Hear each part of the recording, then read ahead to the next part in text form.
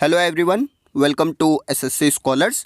सो guys, आज हम air force X and Y group के लिए इंग्लिश का प्रैक्टिस सेट करने जा रहे हैं। हालांकि इससे पहले हम काफ़ी सारे सेट्स लगा चुके हैं, प्लेलिस्ट मैंने बना रखी है, तो अभी तक अगर आपने वो चेक नहीं किए देन जाकर ज़रूर कर लेना। सो क्वेश्चन नंबर 1 आपका है वन वर्ड सब्स्टिट्यूशन से, and the question is one who never makes a mistake, यानी कोई भी ऐसा व्यक्ति जो कभी भी गलती नहीं कर सकता, उसको क्या बोलते हैं? सो उसको हम बोलेंगे infallible. Option number A correct हो जाएगा। इनफॉलिबल उसको बोलते हैं, और याद रखिएगा ये पर्सन कभी भी गलती नहीं करेगा।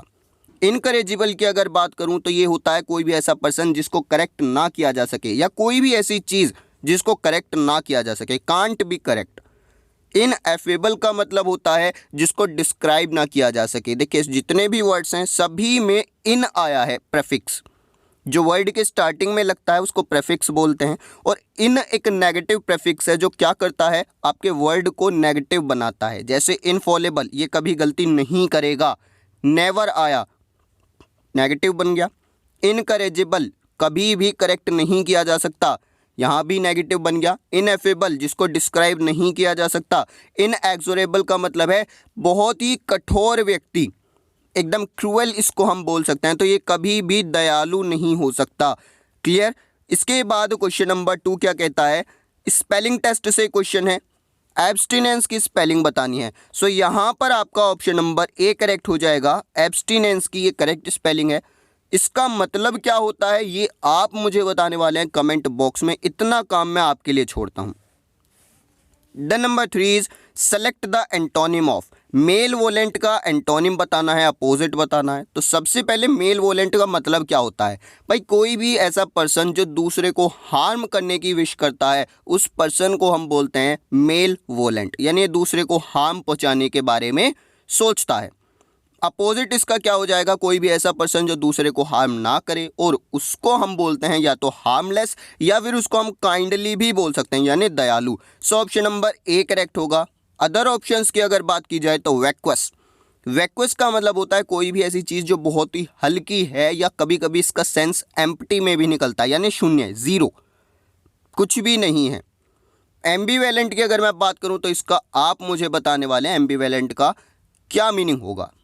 प्रिमिटिव की अगर बात की जाए तो भाई प्रिमिटिव का मतलब होता है एंशिएंट, कोई भी बहुत ही प्राचीन चीज़ के बारे में जब बात करें तो उसको हम बोलेंगे प्रिमिटिव। देन नंबर 4 आपका है फिल इन द ब्लैंक्स से, and the question is instead of dash apple she ate dash bowl of porridge for breakfast this morning. अब यहाँ पर एक वर्ड आया है ये पॉरेज, तो इसका मतलब क्या होता है ये आप ऐसे समझिए कोई भी बहुत ही सॉफ्ट फूड जो ऑट मील्स को बॉयल करके बनाया जाता है, यानी आप एक तरीके से बोल सकते हैं दलिया वगैरह जो होता है उस तरीके के सॉफ्ट फूड को हम बोलते हैं पॉरेज। अब यहाँ पर क्या बोला जा रहा है भाई, आपको आर्टिकल चूज़ करना है सबसे पहले एप्पल के लिए, उसके बाद बाउल के लिए। तो अगर मैं एप्पल की बात करूं तो एप्पल क्या है, सिंगुलर है, साथ ही साथ काउंटेबल भी है, यानी या तो ए आ जाएगा या फिर एन आ जाएगा। बट यहाँ पर जब मैं एप्पल बोलता हूं तो पहली साउंड ए की आती है, पहली साउंड ए की आती है जो एक वोवल साउंड है। दैट मीन्स इसके साथ आर्टिकल एन का यूज़ किया जाएगा। उसके बाद जब बाउल की बात की जाए तो बाउल क्या है, यहाँ पर ये भी आपका सिंगुलर है, साथ ही साथ काउंटेबल भी है, आप गिन सकते हैं, एक है, दो है या तीन बाउल हैं। अब जब मैं बाउल बोलता हूं तो पहली साउंड आती है बै की, जो एक कॉन्सोनेंट साउंड है, इसीलिए इसके साथ आर्टिकल ए का यूज होगा, यानी ऑप्शन नंबर सी मेरा करेक्ट हो जाएगा, एन और ए। क्लियर? प्रोडिग जो है इसको ज़रूर ध्यान रखिएगा, इसका मतलब है भाई कोई भी ऐसा सॉफ्ट फूड जो ओट्स वगैरह को बॉयल करके बनाया जाता हो, जैसे एग्जाम्पल हो जाएगा आपका दलिया। देन नंबर 5 आपका है डायरेक्ट इनडायरेक्ट स्पीच से। Question is he said will you listen to such a man. एक इंटरोगेटिव सेंटेंस है। अब आपको जब इसका इनडायरेक्ट बनाना है तो सबसे पहले ध्यान देना होगा, इंटरोगेटिव सेंटेंस है तो आस्क्ड आएगा। उसके बाद आप देखें सभी ऑप्शंस में दे तक बिल्कुल सेम लिखा हुआ है, he asked them whether they. इसके बाद चेंजेस हैं, तो इसके बाद क्या आ रही, वर्ब आ रही है, विल, कुड, कैन, कुड। तो अब आप देखेंगे अपने क्वेश्चन को, क्वेश्चन को अगर आप देखेंगे तो यहाँ पर आप विल को पाएंगे, विल का यूज़ किया गया है। और आप जानते हैं जब डायरेक्ट स्पीच में विल लिखा हो तो वो किस में कन्वर्ट होता है, वुड में कन्वर्ट होता है। बिल्कुल सही बात है। दैट मीन्स यहाँ पर आपका ऑप्शन नंबर डी करेक्ट होगा विदाउट एनी डाउट, क्योंकि सिर्फ इसी में वुड लगा हुआ है, बाकी ऑप्शंस में विल आया है, कुड आया है, कैन आया है, इसलिए ये गलत हो जाते हैं। Then number 6 is select the synonym of. Synonym बताना है, वर्ड है आपका लैकोनिक। लैकोनिक का मतलब होता है आपका किसी भी चीज़ को बिल्कुल संक्षिप्त में बोलना, यानी जितना ज़रूरी है बस उतने ही वर्ड्स का इस्तेमाल करना, फ्यू वर्ड्स का इस्तेमाल करना, फालतू की बात नहीं करना।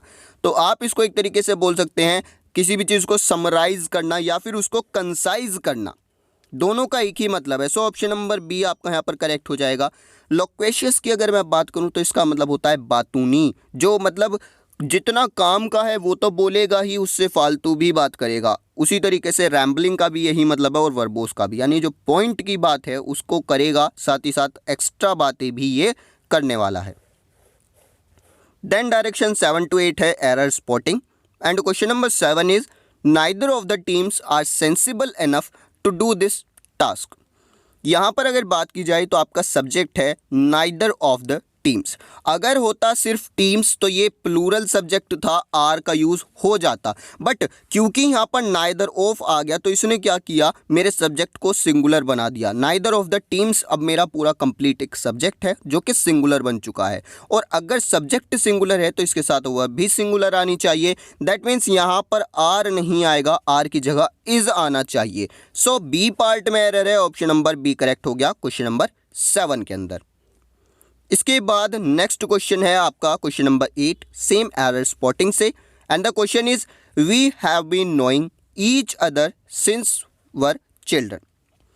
तो ध्यान दीजिएगा यहाँ पर एक वर्ब यूज़ की गई है नोइंग, और आप जानते हैं नो एक ऐसी वर्ब है जो कभी भी कंटिन्यूस टेंस में यूज़ नहीं की जा सकती, इसको कंटिन्यूस नहीं बनाया जा सकता। तो हैव बीन नोइंग की जगह यहाँ पर होना चाहिए हैव नॉन, यानी ए पार्ट में एरर है, ऑप्शन नंबर ए आपका यहाँ पर करेक्ट हो जाएगा। देन नंबर 9 इज यहाँ पर फिलर है ही slipped dash his old veg and started drinking again. अब ये आपका प्रेपोजिशन से क्वेश्चन है और प्रेपोजिशन के अंदर भी फिक्स्ड प्रेपोजिशन से। तो स्लिप्ड के साथ मैं कौन सी प्रेपोजिशन यूज करने वाला हूँ, यहाँ पर आपका ऑप्शन नंबर ए करेक्ट होगा, slipped into. Reason, slipped into का मतलब है किसी कंडीशन में, किसी स्थिति में पुनः लौट जाना, दोबारा से उसी कंडीशन में पहुंच जाना। तो हुआ क्या कि भाई वो दोबारा से अपने जो पुराने तरीके हैं, जो ओल्ड वेज हैं, वहीं पर लौट गया है और उसने दोबारा जो है ड्रिंक करना स्टार्ट कर दिया है। तो हो सकता है पहले वो ड्रिंक करता हो, बीच में उसने छोड़ा, अब क्या हुआ, वो दोबारा से अपने पुराने जो वो काम करता था उसी कंडीशन में लौट गया है, दोबारा उसने ड्रिंक करना स्टार्ट कर दिया है। सो यहाँ पर आएगा option number A slipped into. Then number 10 आपका है सेंटेंस रीअरेंजमेंट से।